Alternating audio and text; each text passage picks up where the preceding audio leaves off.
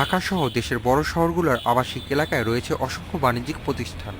স্থানীয় সরকার বিভাগের সুপারিশে রেস্টুরেন্ট, হাসপাতাল এবং বেসরকারি বিশ্ববিদ্যালয়ের ভাড়া করা ক্যাম্পাস সহ অনুমোদনহীন সব বাণিজ্যিক প্রতিষ্ঠানকে সরিয়ে নিতে হবে ৬ মাসের মধ্যে। এ সিদ্ধান্ত নিয়েছে মন্ত্রিসভা। পরিকল্পিত শহর করেন, তাহলে নিয়মই হলো যে আবাসিক এলাকায় বাণিজ্যিক প্রতিষ্ঠান থাকবে না। অননুমোদিত শব্দটা আমরা ব্যবহার করেছি, যেগুলো নট লিগালি অথরাইজড, সেগুলোকে পর্যায়ক্রমে লিগ্যাল ফর্মে নিয়ে আসা হবে।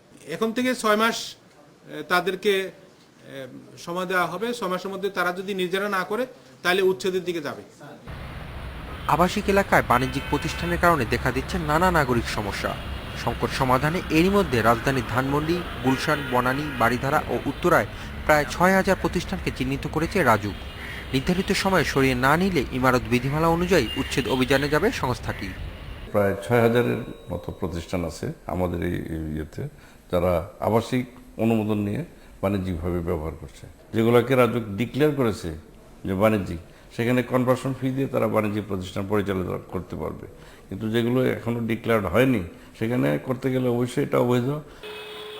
গত বছরের ডিসেম্বর থেকেই আবাসিক এলাকায় পার্কিংয়ের জায়গা দখলমুক্ত করতে অভিযানে রয়েছে রাজুক। এর সিদ্ধান্তে কাজে আরও গতিশীলতা আসবে বলেও মনে করেন RAJUK chairman. Hasik Mahmud, independent news, Dhaka.